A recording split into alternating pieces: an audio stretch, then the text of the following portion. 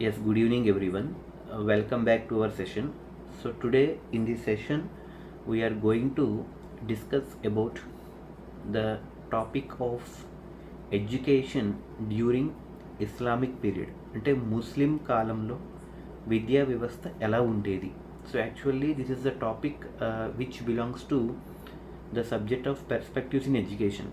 So విద్యా దృక్పథాల్లో one of the most important concept అయినటువంటి ముస్లిం కాలంలో ఉన్నటువంటి విద్యా విధానం, విద్యా వ్యవస్థ ఎలా ఉండేది అన్నది ఈ సెషన్లో మనం డిస్కస్ చేసుకోబోతున్నాం. So once again the topic which we are going to discuss right now is about ముస్లిం కాలంలో ఉన్నటువంటి విద్యా విధానం, అలాగే ముస్లిం కాలంలో ఉన్నటువంటి విద్యా వ్యవస్థ అసలు ఎలా ఉండేది ఏంటి అన్నది ఈ సెషన్లో మనం డిస్కస్ చేసుకోబోతున్నాం.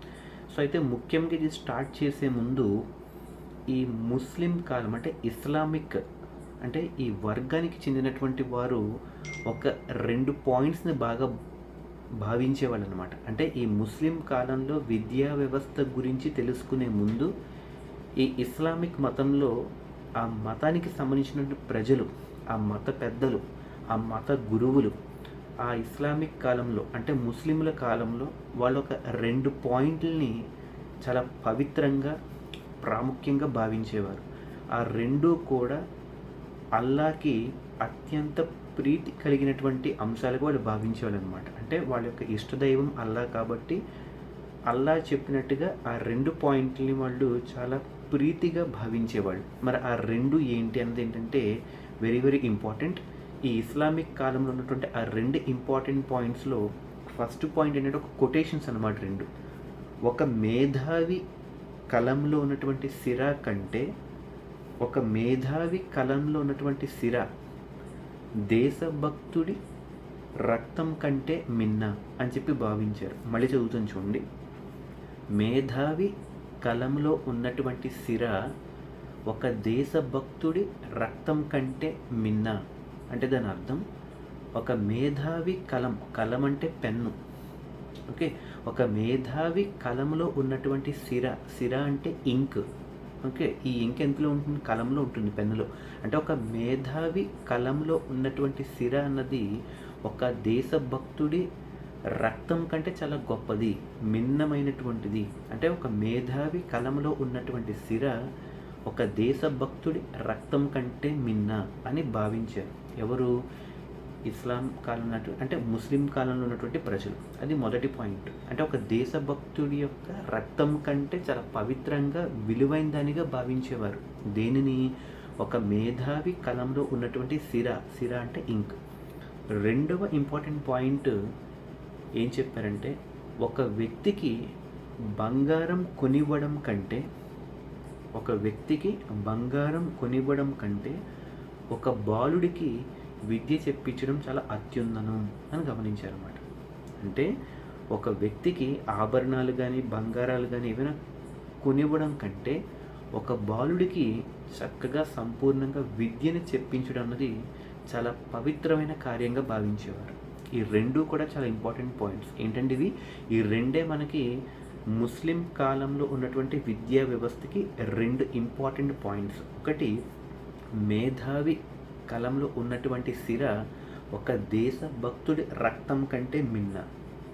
రెండవ పాయింట్, ఒక వ్యక్తికి బంగారం దానం చేయడం కంటే ఒక బాలుడికి విద్యను చెప్పించడం అత్యున్నతమైనటువంటి కార్యం అన్నమాట.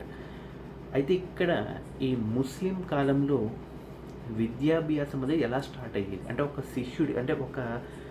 శిశువు అంటే ఒక అబ్బాయికి విద్యను ఎలా చెప్పేవారు అంటే ఈ ముస్లిం కాలంలో ఒక పిల్లవాడికి విద్యను చెప్పించాలి అంటే ఒక ఉత్సవం జరిపించేవారు. ఆ ఉత్సవం పేరు బిస్మిల్లా. ఇది వెరీ వెరీ ఇంపార్టెంట్ బిట్ అండి. బిస్మిల్లా ఏంటంటే ఆ ఉత్సవం పేరు బిస్మిల్లా అనే ఉత్సవాన్ని ఆ శిశువుకి జరిపించి, ఎప్పుడైతే ఆ శిశువుకు ఈ బిస్మిల్లా అనే ఉత్సవం జరిపించారో అప్పటి నుంచి ఆ బాలుడికి విద్యకు సంబంధించినటువంటి అర్హత అనేది పొందేవాడు అన్నమాట. ఆ ఉత్సవం పేరు ఏంటంటే బిస్మిల్లా. గుర్తుపెట్టుకోండి, ఏంటంటే ఆ ఉత్సవం పేరు బిస్మిల్లా. మరి ఇది ఎప్పుడు జరిపేవారు అంటే ఆ శిశువుకు 4 అని గుర్తుపెట్టుకోండి. అంటే 3 4 అంటే 4 సంవత్సరాల 4 నెలల 4 రోజులు, వారాలు కాదు. ఓకే, 4 4 4 గుర్తుపెట్టుకోండి. పుట్టినప్పటి దగ్గర నుంచి ఆ శిశువుకి 4 సంవత్సరాల 4 నెలల 4 రోజులు వచ్చిన తర్వాత లేదా నిండిన తర్వాత ఆ బాలుడికి అంటే లేదా ఆ శిశువుకి ఈ బిస్మిల్లా అనే ఒక ఉత్సవాన్ని జరిపించి ఆ ఉత్సవం జరిగిన వెంటనే అతన్ని విద్యారంగంలోకి ప్రవేశించేవారనమాట. అంటే వెళ్ళేటట్టుగా చేయించేవారు ఆ బాలుడికి. అయితే మరి 4 సంవత్సరాల టైంలో మరి ఆ బిస్మిల్లా ఉత్సవంలో ఆ పిల్లవాడికి ఏం చెప్పేవారు అంటే వారి యొక్క పవిత్ర గ్రంథం అయినటువంటి ఖురాన్, పవిత్ర గ్రంథం, ఆ వారి యొక్క పవిత్ర గ్రంథం అయినటువంటి ఖురాన్లో కొన్ని అంశాలు, భాగాలు ఉంటాయి.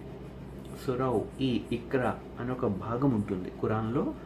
సురౌ ఈ ఇక్రా అనే భాగంలో కొన్ని శ్లోకాలు, అలాగే మతానికి సంబంధించినటువంటి కొన్ని బోధనలు, ఇవన్నీ నేర్పించేవారు. మరి ఒకవేళ 4 సంవత్సరాల గల పిల్లవాడు అవి పలకలేకపోతే, నేర్చుకోలేకపోతే నష్టమేమీ లేదు. బిస్మిల్లా అని అనిపించి విద్యను ప్రారంభించేవారనమాట. అంటే ఇదంతా కూడా మతానికి సంబంధించినటువంటి ఒక విద్యగా మొదటి ప్రాముఖ్యత దేనికి ఇచ్చేవారు వాళ్ళు?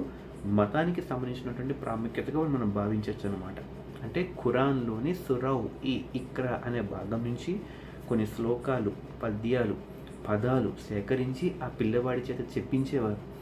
ఒకవేళ ఆ పిల్లవాడు కనుక ఇబ్బంది పడి చెప్పలేకపోతే నష్టమేమీ లేదు, బిస్మిల్లా అని జపించి ఆ నెక్స్ట్ జరగబోయే కార్యక్రమాన్ని ప్రవేశింపజేసేవారు అనమాట. ఇది ఎప్పుడు జరిపేవారు? 4 4 4 అని గుర్తుపెట్టుకోవాలి. అంటే 4 సంవత్సరాల 4 నెలల 4 రోజులకి జరిపించేవారు. ఎప్పుడైతే ఉత్సవం జరుగుతుందో ఈ అబ్బాయిని తీసుకొచ్చి పాఠశాలలో చేర్పించేవారు అనమాట. మరి ఆ రోజుల్లో పాఠశాలని ఇప్పుడు మనం అంటున్నాం ఈ జనరేషన్లో, బట్ ముస్లిం కాలంలో ఈ ప్రైమరీ ఎడ్యుకేషన్ అంటే ఈ బాలుడికి సంబంధించినటువంటి విద్యను ఎక్కడ అభ్యసించేవారంటే ఆ ప్రాథమిక స్థాయి పాఠశాలలు ఉండేవి. ఆ ప్రాథమిక స్థాయి పాఠశాలలను మక్తాబులు అనేవాళ్ళు. ఇది చాలా చాలా ఇంపార్టెంట్ బిట్. ఏమంటారండి? మక్తాబులు, మతాబులు కాదండి, మక్తాబ్ అంటాం. మక్తాబ్, కా దీర్ఘమిచ్చి తా సౌండ్ ఇవ్వాలి కింద, తావొద్దు. మక్తాబ్ అంటాం. ఏమంటాం? మక్తాబులు అన్నవి ముస్లిముల కాలంలో ప్రాథమిక పాఠశాలలుగా పరిగణనలో ఉండేవన్నమాట. ముస్లిముల కాలంలో ప్రాథమిక పాఠశాలలను మక్తాబులు అనేవాళ్ళు. ఈ మక్తాబులో ఈ పిల్లవాడిని చేర్పించేవారు. ఎప్పుడు? బిస్మిల్లా అనే ఉత్సవాన్ని జరిపించి ఖురాన్లో ఉన్నటువంటి సురౌ ఈ ఇక్రా అనే భాగంలో కొన్ని శ్లోకాలు, పదాలు జపించిన తర్వాత ఈ మక్తాబులు అంటే ప్రాథమిక స్థాయి పాఠశాలలో ఈ పిల్లవాడిని చేర్పించడం జరిగేదన్నమాట. మరి ఆ మక్తాబులో బోధించే ఉపాధ్యాయుల్ని మనమైతే ఇప్పుడు టీచర్లు, ఉపాధ్యాయులు అంటున్నాం. బట్ ఆ జనరేషన్లో మౌల్వి అని పిలిచేవారు అనమాట. ఏమని పిలిచేవారు? మౌల్వి అని పిలిచేవారు. ఏమని పిలిచేవారు? మౌల్వి. అంటే ప్రతి మక్తాబుల్లో మౌల్వీలు ఉండేవారు అని గుర్తుపెట్టుకోవాలి.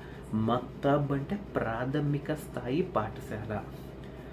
ఆ మక్తాబుల్లో బోధించే గురువుల్ని మౌల్వి అనేవారు. అందులోకి చేర్పించాలంటే పిల్లవాడికి చేసే ఉత్సవాన్ని బిస్మిల్లా అంటారు. మరి బిస్మిల్లా ఎప్పుడు జరిగేది అంటే 4 4 4 అని చెప్పి గుర్తుపెట్టుకోవాలి. మరి మౌల్వీలు ఈ మక్తాబుల్లో పిల్లలకు పాఠాలను బోధించేవారు. అంటే మతానికి సంబంధించినటువంటి భావనలు, అలాగే గణితానికి, అలాగే ఎక్కువ ఇంపార్టెన్స్ మాత్రం మతానికి సంబంధించిన భావనలను వాళ్ళకి నేర్పించేవారు అన్నమాట. అయితే ఈ జనరేషన్ లాగా ఆ జనరేషన్లో ప్రింటెడ్ బుక్స్ ఉండేవి కాదు. అంటే ముద్రణ చేసినటువంటి పుస్తకాలు ఉండేవి కాదు. ఆ జనరేషన్లో అంటే ముస్లింల కాలంలో ఆ పుస్తకాలు ఏవైతే ఉన్నాయో వాటిని కట్టెలతో తయారు చేసేవారు. కట్టెలతో తయారు చేయబడ్డ పుస్తకాలలోంచి ఈ మౌల్వీలు మక్తాబులలో ఈ పిల్లలకు చెప్పేవారు అనమాట. ఆ కట్టెలతో తయారు చేయబడినటువంటి పుస్తకాలను టాక్టీస్లు అనేవాళ్ళు. ఏమనేవారు? టాక్టీస్ మళ్ళీ చెప్తున్నా, టాక్టీస్ అనేవారు. ఇది కూడా చాలా ఇంపార్టెంట్ బిట్. కట్టెలతో తయారు చేయబడినటువంటి పుస్తకాలను టాక్టీసులు అనేవారు అన్నమాట. ఇవి మౌల్వీలు, ఓకే, ఈ మక్తాబుల్లో ఈ బిస్మిల్లా జరిగి ఉత్సవం జరిపించుకుని వచ్చినటువంటి పిల్లలకు వాళ్ళు బోధించేవాళ్ళు అనమాట. ఆ పుస్తకాలను మనం కట్టెలతో తయారు చేసినటువంటివి కాబట్టి టాక్టీస్ అనేవాళ్ళు అనమాట. ఇవి మనం ఎక్కువగా గుర్తుపెట్టుకోవాలి. అయితే ఈ ప్రాథమిక స్థాయి పాఠశాలలన్నింటినీ కూడా వాళ్ళు మక్తాబులు అనేవారు. ఎప్పుడైతే ఒక పిల్లవాడు ప్రాథమిక స్థాయి విద్యను అభ్యసించాడో ఉన్నత స్థాయి విద్యలోకి వెళ్తాడు. నెక్స్ట్ మరి ఉన్నత స్థాయి పాఠశాలలను మదరసాలు అనేవాళ్ళు. మదరసా, ఇది కూడా గుర్తుపెట్టుకోండి. ఉన్నత స్థాయి పాఠశాలలను మదరసాలు అనేవాళ్ళు. ఏమనేవాళ్ళు? మదరసా. అదే ప్రాథమిక స్థాయి అయితే మక్తాబు, ఎలిమెంటరీ అయితే మక్తాబు, హై స్కూల్ అయితే మదరసా. మక్తాబులో బోధించే వాళ్ళని మౌల్వీలు అనేవాళ్ళు. బట్ మదరసాలో బోధించే వాళ్ళు మత గురువులు ఉండేవాళ్ళు అన్నమాట. మత గురువులు, ఇవి గుర్తుపెట్టుకోండి. ఇప్పుడు దీని ప్రకారంగా చూసుకుంటూ వెళ్తే మక్తాబ్ అన్న పదం చెప్పాను. మక్తాబ్ అంటే ఏంటి? ప్రాథమిక స్థాయి పాఠశాల అని చెప్పాను. ఈ మక్తాబ్ అనే పదం కుతుబ్ అనే ఒక అరబిక్ భాష నుంచి వచ్చిందనమాట. కుతుబ్, ఇది కూడా చాలా ఇంపార్టెంట్ అండి. మక్తాబ్ అంటే ప్రాథమిక స్థాయి పాఠశాల అని చెప్పాను. ఈ మక్తాబ్ అన్నది కుతుబ్ అనే అరబిక్ భాష నుంచి రావడం జరిగింది. ఏ భాష అండి? అరబిక్ భాష. ఏ భాష? అరబిక్ భాషలోని కుతుబ్ అనే పదం నుంచి మక్తాబ్ అనే వర్డ్ రావడం జరిగింది. మక్తాబ్ అంటే ప్రాథమిక స్థాయి పాఠశాల, మక్తాబ్ అన్నది కుతుబ్ అనే అరబిక్ భాష నుంచి రావడం జరిగింది. మరి అరబిక్ భాష ప్రకారం ఈ కుతుబ్ అంటే ఒక ప్రదేశం అన్నమాట. ఆ ప్రదేశంలో రాయడం అనేది నేర్పిస్తారనమాట. రాయడం గుర్తుపెట్టుకోండి. అంటే అరబిక్ భాష ప్రకారంగా కుతుబ్ అంటే ఒక ప్రదేశం. ఆ ప్రదేశంలో ఈ మౌల్వీలు ఏం నేర్పించేవాళ్ళు? పిల్లలకు రాయడం నేర్పించేవారు. అంటే మక్తబ్ అనే పదం కుతుబ్ అనే అరబిక్ భాష నుంచి ఉద్భవించింది. అరబిక్ భాష ప్రకారంగా కుతుబ్ అంటే ఒక ప్రదేశం. ఎక్కడైతే ఒక మౌల్వీ ఒక విద్యార్థికి రాయడం నేర్పిస్తాడో అది కుతుబ్ అంటారు అనమాట. అయితే అది ప్రింటెడ్ బుక్స్ కాకుండా కట్టెలతో తయారు చేసిన పుస్తకాలని చెప్పాను. వాటిని ఏమంటారని చెప్పాను? టాక్టీస్లు అంటారనమాట. సో ఇక్కడ ఇవన్నీ కూడా మనం గుర్తుపెట్టుకోవాల్సినటువంటి ముఖ్యమైనటువంటి అంశాలు. ఇక ముగింపులోకి వస్తే ప్రపంచంలో అంటే భారతదేశం పాయింట్ ఆఫ్ వ్యూ చూసుకుంటే భారతదేశంలో మొట్టమొదటి మక్తబ్ అంటే ప్రైమరీ అంటే ఎలిమెంటరీ స్థాయి స్కూల్ అన్నమాట. ముస్లింల కాలంలో భారతదేశంలో మొట్టమొదటి మక్తబ్ ఎవరు ప్రారంభించారు లేదా ఎవరిచ్చే మొట్టమొదటి మక్తబు ప్రారంభించబడినది అంటే మొహమ్మద్ గోరీ. ఈ పేరు గుర్తుపెట్టుకుంది. సోషల్లో వస్తుంది మనకి. First battle of Tarain, second battle of Tarain చెప్పి 1191, 1192 జరిగినటువంటి టెరెన్ యుద్ధాల్లో మనకి సోషల్లో వస్తుంది. మొహమ్మద్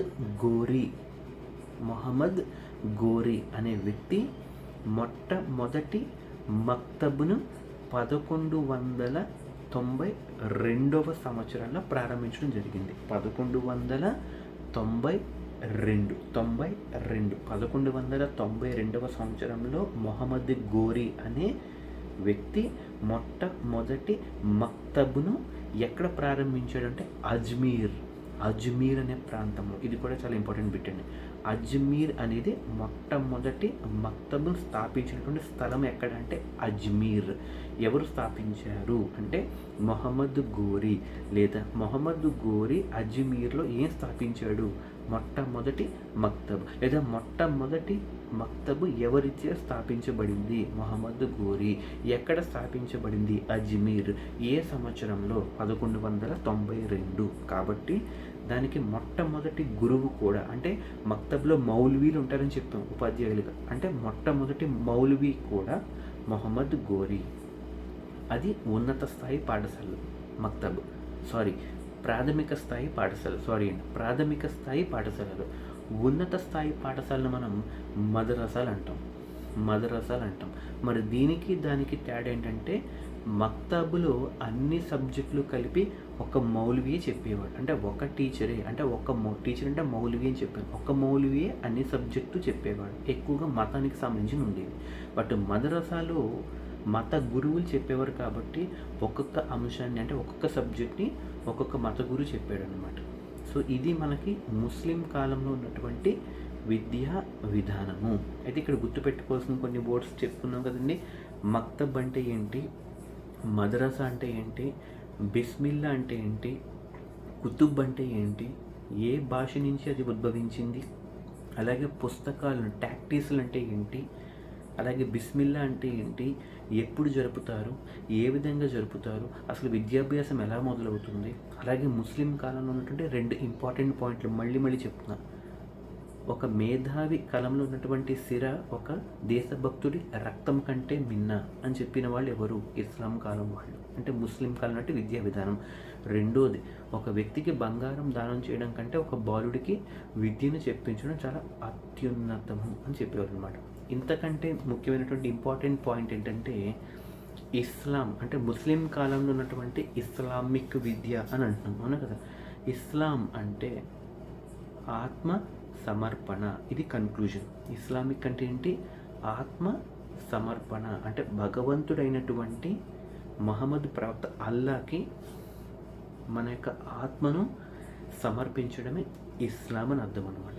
ఇస్లామిక్ అంటే ఏంటి? మన యొక్క ఆత్మను సమర్పణమే ఇస్లాం అని అర్థం.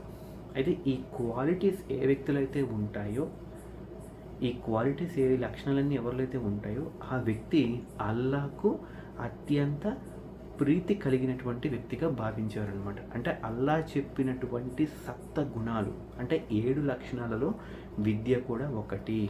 అందుకే విద్య లేనివాడు వింత పశువు అంటారు. అందుకే అల్లా చెప్పినటువంటి సప్త గుణాలు, అంటే 7 గుణాలలో విద్య అన్నది చాలా ప్రాముఖ్యత కలిగింది. ఎవరైతే ఈ క్వాలిటీస్ అన్ని కలిగి చక్క లక్షణంగా పాటిస్తారో, వాళ్ళ యొక్క ఆత్మను ఇస్లాం వైపు మళ్ళిస్తారో, వాళ్ళు అల్లాకు అత్యంత ప్రీతి గల వ్యక్తులుగా భావించారు అన్నమాట. సో ఇది ముస్లిం కాలం నాటి విద్యా విధానం.